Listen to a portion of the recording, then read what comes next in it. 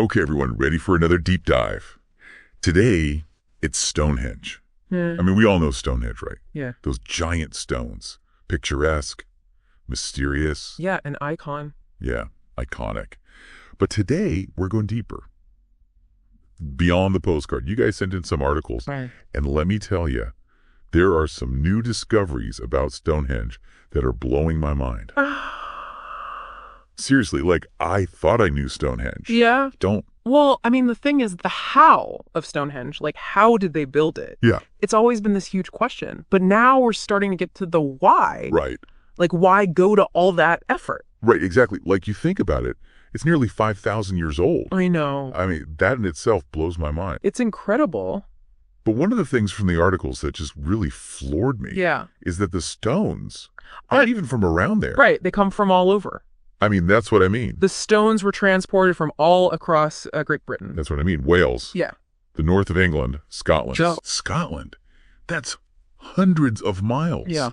With, like, primitive tools. Yeah. I mean, that is just like Yeah, it's a massive the undertaking. level of dedication that speaks to how important this place must have been. It really does. And one of the things that Professor Mike Parker Pearson, he's kind of like a leading researcher in all of this. Oh, yeah. He's mentioned in one of the articles. Yeah, he's everywhere. He suggests that Stonehenge might have been more than just a religious site, right? A lot of people have that idea. Uh-huh. He's proposing that it was maybe a monument of unification, a symbol of a shared identity for people in Britain. So centuries before there even was, like, a Britain as we know it. Exactly. It's like this symbol of what would eventually become a nation. Yeah. I mean, that's a pretty wild concept. It's powerful. Yeah. Are there any other examples of that kind of, like, large-scale collaboration? In prehistoric Britain, there are definitely other examples of, cultural practices and long-distance movement of materials. Like, Yeah. people were definitely sharing ideas. Right. But Stonehenge is unique in its scale, Yeah. the way it brings together elements from different regions. I mean, that's where the discovery about the altar stone becomes really key here. Okay, so, like, backing up. Mhm. Like, I love this idea of Stonehenge as a, unifying symbol. But what's the evidence? Like, what are the specifics? So for years, archaeologists, they thought that the altar stone, right? The big horizontal one? Yes, in the center. Uh-huh. They thought it came from somewhere in Wales. Right.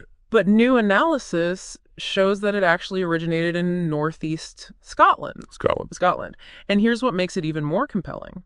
The altar stone matches the design of a type of stone circle found only in that region. Wow. It's called a recumbent circle, and it's defined by having a large horizontal stone, just like the altar stone at Stonehenge. Okay, wait, so finding this connection Yeah. to Scotland Yes. basically changes everything we thought we knew It rewrites the narrative. about what Stonehenge was. Yeah.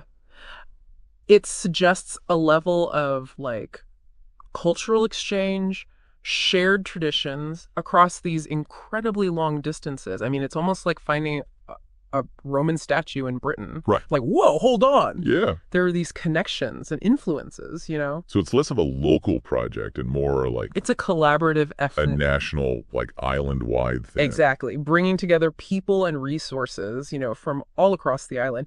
And, one of the things that the archaeologist Heather Sebeyer, Oh, I saw her name too. yeah, she points out that these ancient people, they were, in many ways, just like us. They may have had different technologies, Yeah. but they were still driven by those same human desires, right? That's To connect, to communicate, to build something together.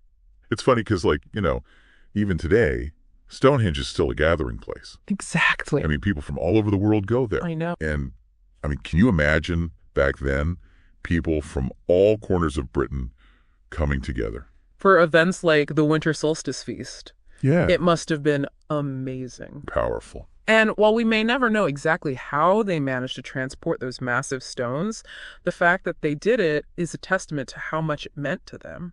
So, okay. Stonehenge is a potential symbol of unity for early Britons. Yeah. What other ancient monuments are we misinterpreting? That's a great question. Like, what other hidden meanings are we overlooking? Yeah, that's the beauty of archaeology, right? Yeah. There's always more to uncover, more to learn. Each new discovery opens up a whole new set of questions. We have to rethink our assumptions about the past. Exactly. And I think that's a great place to leave it for this deep dive. Thanks, everyone, for listening, and keep those questions coming.